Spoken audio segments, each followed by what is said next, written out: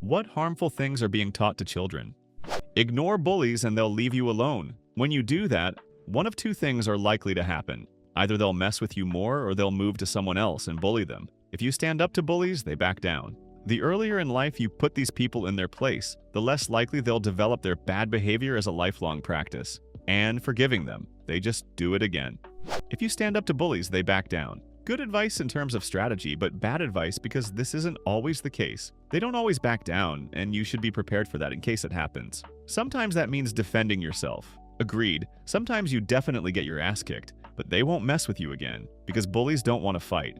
They just want to dominate other people. They'll pick those who won't fight back. Teaching kids not to question things just because someone is older or allegedly wiser is one of the most frustrating things that I see on a daily basis. How is a child supposed to ever develop any individual and nuanced ideas if they can't think for themselves? I was 21 when I found out my dad didn't believe in evolution or global warming. When I asked him why he consented to me learning those things, he replied, "Because you should never blindly believe any, whether I say it or your teachers. It's up to you to decide." He may be a gun-toting, conspiracy-believing, far right-winger, but I appreciate him always letting me have the opportunity to form my own opinions.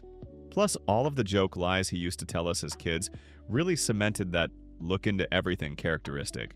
I'm 26 now and still figure out small facts I learned as a child are totally bullshit. My dad used to say, "Just remember that if you argued with someone older than you, you're always wrong and they're right."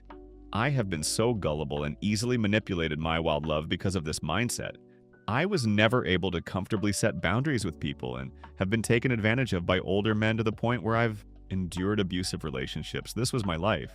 Being discouraged to speak up about illnesses because it makes them weird, something's wrong with them. They talk about you need therapy, which isn't a bad concept and you probably do need it, but they picture it in such a bad light. I remember in middle school, my parents and I went to family therapy because they found out I was self-harming. They didn't seem to care why I was doing it, more concerned that it would make them look like bad parents. I only went twice because both times my dad would constantly interrupt me, and that would cause a huge argument. And the therapist basically told us to leave after the second time because my dad wouldn't shut the fuck up. I felt that. Sure, I'll try to stop harming myself, but it will probably just lead to drug abuse and suicide attempts. But I guess you all don't care until it makes you look bad, so brace yourselves. So true. My mom once told me something along the lines of, "Don't say you have depression. Do you even know that it's a serious illness?" Yeah, I know it's serious. That's why I tried to talk to you about it. If he's mean to you, he likes you. It just teaches little girls, mostly girls, to expect violence from people who love them. My mom told me that when a boy in kindergarten would bully me, I wasn't his only target. He did this to everyone else in the class at least once during the school year.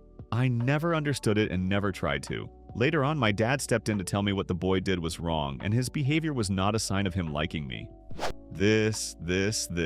I had a boy in my 7th grade class poke my knees with a pencil multiple times on the school bus. I had visible bruises. When my parents brought this up to my private school, the vice principal brought me aside during gym class. She said the boy was being punished, but he probably did it because he liked me and winked. This, in essence, taught me to be afraid of any boy who liked me. I didn't want to be attractive or alluring. I kept male friends at a distance and didn't let them get close to me until much later. No is a bad word. It's a strong word, but not a bad one. I could never tell an adult no growing up because it was a rude word. Becoming an adult is weird. It took me a while to realize I could change things about my life that I didn't like or were making me unhappy, and literally no one would stop it or tell me I couldn't. I'm in my 30s and still have trouble telling people no. I'd say no if it was something extreme, but I'm polite to people I shouldn't be polite to. And it's not because I'm polite, it's because I'm too much of a chicken shit to be rude back. Nobody cares about children's or teens' issues. Well, it's only going to get worse from here. You think school is hard? Have you ever paid a fucking bill? You're just a kid, you can't feel this way. It breeds an emotional disconnect from parents and their kids, and makes kids feel alone in their emotional struggles that nobody cares because they're not adults and they don't have adult problems. Listen earnestly to anything your children want to tell you, no matter what. If you don't listen eagerly to the little stuff when they are little, they won't tell you the big stuff when they are big, because to them, all of it has always been big stuff. Catherine Wallace. I love my parents and all, but this has always been a problem for me. Whenever my siblings and I got into a fight that was bad enough for us to go to them, They basically just said that they didn't care. It really does affect how I present information to them as well as how often I go for help. Yeah, my parents are great, but I remember whenever I got in a fight with my brother and went to them, I'd get in trouble because I was the first person to bug them about it. There was this one time my sister's Spanish teacher told her off for using vocabulary outside the sheet she'd been given for homework. Their task was to write a short essay introducing themselves in Spanish and use some simple adjectives. She asked me for help, and since I'm quite a bit older than her and know a decent amount of Spanish, I have her a few interesting adjectives and verbs to use instead of dumb stuff like nice and kind or whatever. She comes back after school close to tears and tells me she got scolded for using vocab that wasn't on the sheet. Shaking my head, teachers are supposed to encourage learning, not hinder it, right? You do not have to play with everyone. There is a total lack of social accountability. If Laura is always cheating at tag, it's okay to not let her play. If little Billy throws sand in the sandbox, little Timmy does not have to play with him. Laura and Billy need to learn how to play appropriately. My son's preschool has a strict, "you do not have to play if you don't want to" policy. No one has to play with anyone they don't want to play with. No one has to hug or touch anyone or be touched if they don't want it. No one has to share their toys or other school supplies if they aren't done with it. In fact, the preschool teacher will go over and referee and say, "Is Bobby done with the toy car?" No? Then Mikey, you have to wait until he is done. It's pretty refreshing. I wanted to let you know there are new philosophies, and my son's preschool really strongly teaches body autonomy. Your body is your own and no one can touch it or make you do anything with it without your permission. It wasn't official policy, but we had a lot of discretion in the daycare I worked at. I did almost all the things you listed in the post. Some of it was a conscious effort and some of it was natural. I remember at first seeing the surprise on the 3-year-olds' faces when I said no, Timmy does not have to give you that toy. And wouldn't you know, a week into the routine and the kids wouldn't fight. I think telling kids that you can just walk up and take something because sharing causes more fights. They are tiny humans and they deserve to have some agency.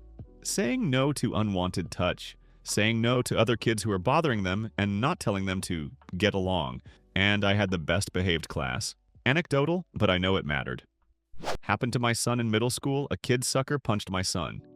My son then fought back and pinned the kid against the wall. He has long arms, and punched him a few times. The school called me and my wife and told us our son was suspended. We went to the school and they said even though multiple witnesses, as well as the kid, said he threw the first punch that the school had a zero tolerance policy, so our son would be suspended. We asked what the school believed our son should have done, and they said he should just walk away. We told them that he would not be receiving any punishment at home and that the policy was fucked up. That's for their insurance policies. They don't give a damn what happens to the kids in that scenario as long as they don't get sued.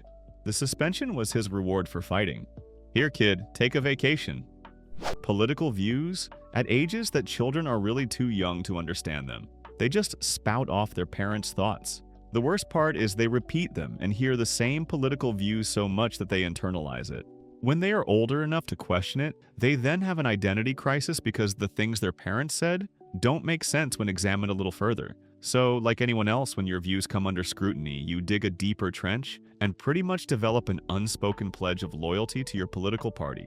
Obviously, this doesn't happen to everyone, and many people grow by questioning the worldviews they were taught as kids and come out with a more well-rounded opinion on different issues. That's pretty much inevitable. Kids are going to develop morals, ethics, and ideologies eventually, and they're going to be influenced by something. Of course, if you teach your kids to empathize with the homeless and impoverished, they're going to view a certain politician who tries to help them more favorably. Political views don't just manifest suddenly when you're 18 years old and an eligible voter. The lie that life is fair and things happen for benevolent, valid reasons. Then we let them get burned and figure it out themselves. And on the other hand, when something shitty happens, expecting or instructing kids not to do anything to change or better it because life isn't fair. It sure isn't fair, but that doesn't mean people shouldn't try to make it better. Just because life takes a dump on your head now and again doesn't mean you should stand there with your mouth open. This is beautiful.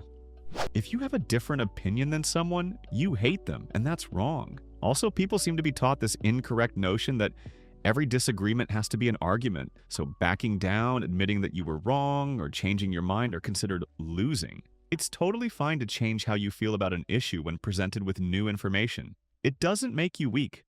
Of course, it takes more courage to admit you're wrong and be open to change than to keep fighting a losing battle. This is a lesson that everyone needs to learn, not just kids. I think it's instinctual for people to want to be right all the time, which explains why it feels so bad to be wrong sometimes. Also, teaching that it's okay for people to have different opinions is also important. Thank you very much for watching this video. Write your thoughts in the comments under this video. Don't forget to subscribe to the channel. Stay tuned for new videos in the future.